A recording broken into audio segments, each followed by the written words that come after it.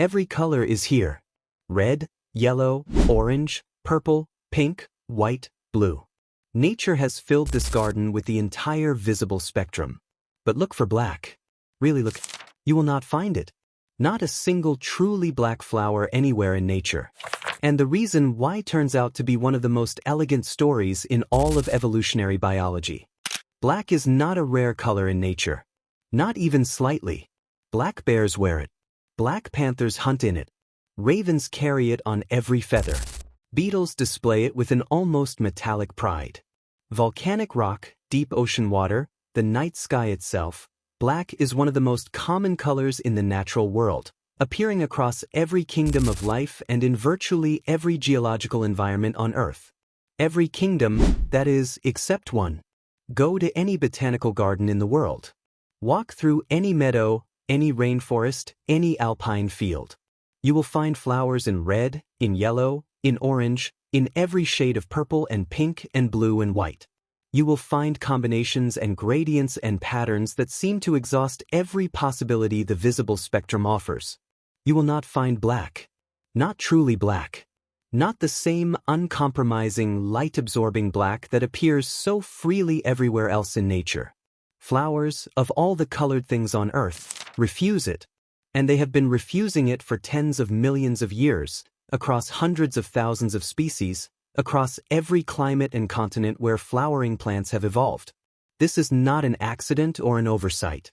It is a decision, not a conscious one, but a decision nonetheless, made through the relentless logic of natural selection over geological timescales.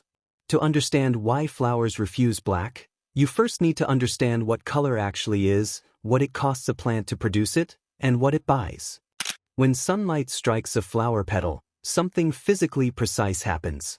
The pigment molecules in the petal absorb certain wavelengths of light and reflect others. The wavelengths that bounce back toward your eyes are the color you perceive. A red rose absorbs virtually every wavelength of visible light except those in the red portion of the spectrum. It reflects red. Your visual system receives red. You see a red rose. A yellow sunflower absorbs everything except yellow wavelengths. It reflects yellow. You see yellow. A white flower reflects nearly all wavelengths equally and absorbs very little. You see white. For a flower to appear truly black, it would need to do the opposite of a white flower.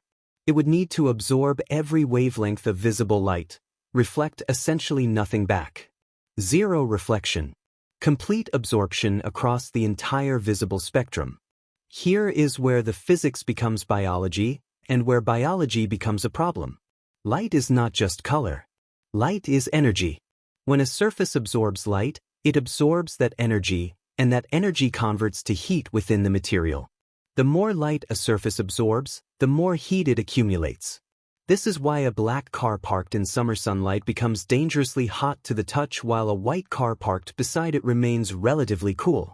The black surface is absorbing the vast majority of the solar energy striking it.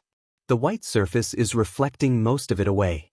A flower that absorbed all visible light, a truly black flower, would be doing the same thing as that black car, but with far less capacity to manage the resulting heat. Flower petals are thin, delicate structures with limited thermal mass and limited ability to dissipate heat rapidly. In direct sunlight, a surface absorbing essentially all incoming solar energy would heat to temperatures that denature proteins, break down cell membranes, and destroy the biological machinery of the petal tissue. A truly black flower in direct sunlight would quite literally cook itself. The thermal death trap is reason enough to explain why truly black flowers do not exist. But the evolutionary logic runs deeper than heat, into the fundamental reproductive strategy that color serves for flowering plants in the first place. Flowers are not colorful for aesthetic reasons. They are not colorful because color is pleasant or because nature has a preference for beauty. They are colorful because color is their primary communication system, the signal by which they attract the animals they depend on for reproduction. Most flowering plants cannot pollinate themselves. They require a pollinator, a bee, a butterfly, a hummingbird, a moth, a beetle, to carry pollen from the male structures of one flower to the female structures of another. Without this transfer, fertilization cannot occur. Without fertilization, seeds cannot form. Without seeds, the next generation of plants does not exist. The flower's entire reproductive purpose, the reason the flower exists at all, depends on successfully attracting and directing a pollinator. Color is the primary long-range signal a flower uses to announce its presence and attract pollinators. Different pollinators are sensitive to different colors. Bees are particularly sensitive to blue, violet, and yellow, and they can also detect ultraviolet light that is completely invisible to human eyes. Many flowers that appear to be a simple solid color to a human observer have elaborate ultraviolet patterns visible to bees, nectar guides, landing markers, directional indicators pointing toward the center of the flower, functioning as a precision guidance system for a bee approaching at speed. These patterns have been described by researchers as analogous to the runway markings at an airport, visual instructions that guide the pollinator to exactly the right location to pick up or deposit pollen. Now consider a black flower in a bee's visual world. Black, by definition, reflects no light, including no ultraviolet light. To a bee, a black flower is not a dark flower or a mysterious flower. It is an absence, a void, a patch of nothing in the visual landscape that offers no signal, no pattern, no landing guide, no information of any kind. It says nothing. It attracts nothing. A flower that is thermally destroyed by sunlight and simultaneously invisible to the pollinators it needs to reproduce has two independent and equally fatal evolutionary disadvantages. Natural selection does not require a second reason to eliminate a design. One fatal flaw is enough. Black flowers had two. And yet, if you have spent any time around gardens or flower markets, you have almost certainly encountered flowers sold under names like black rose, black tulip, black dahlia, or black bat flower. These exist. They are real plants. So what is happening? Look at them carefully. Look at them in direct sunlight rather than in the soft, forgiving light of a florist's display. What you will see, if you look closely enough, is that they are not black. They are extraordinarily dark shades of purple, red, or maroon, colors so deeply saturated that in certain lighting conditions they read as black to the human eye, but that are physically still reflecting a small fraction of light in the red and violet wavelengths. The pigments responsible for these extreme dark colors are called AnthocyaninS, the same class of chemical compounds that give blueberries their blue, red wine its deep color, and autumn leaves their burgundy and purple shades. When a plant produces AnthocyaninS in very high concentrations, the resulting color can become so dark that the distinction between deep purple and black becomes practically invisible to human vision under many lighting conditions. But the distinction is not invisible to physics. Those near-black flowers are still reflecting light, less than a typical brightly colored flower, but enough to prevent the thermal overload that would destroy true black petals in sunlight. And they are still reflecting enough light in the wavelengths visible to their pollinators that they remain detectable and attractive to the insects and birds they depend on. This is nature operating right at the boundary.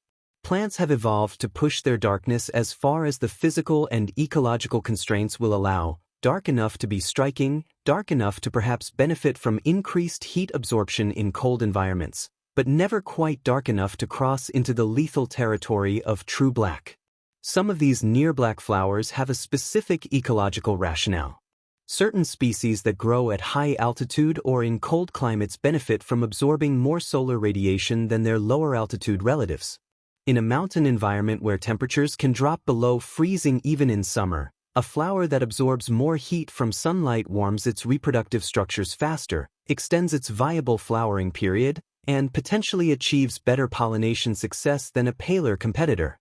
The extra heat absorption that would kill a tropical flower is, in certain cold environments, a meaningful survival advantage. Dark flowers are not failures or approximations. They are precisely calibrated adaptations, sitting exactly where the balance of evolutionary pressures, heat management, pollinator attraction, reproductive success, places them.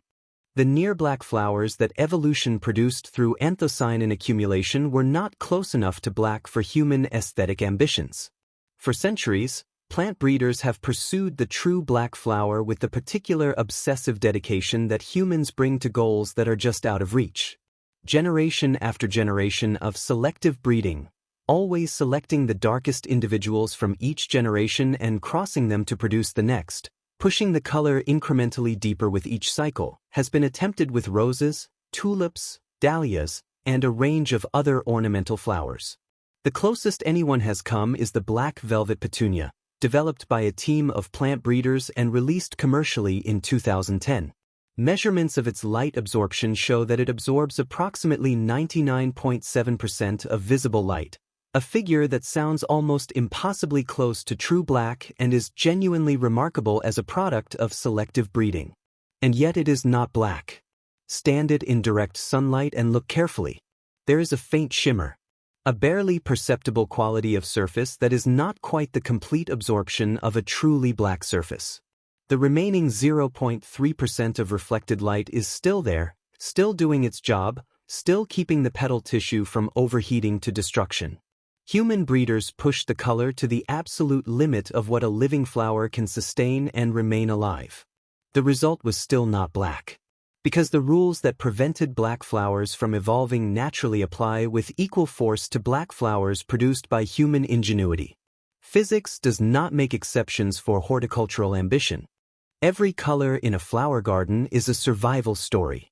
Red shouts at hummingbirds, whose color vision is tuned precisely to those wavelengths.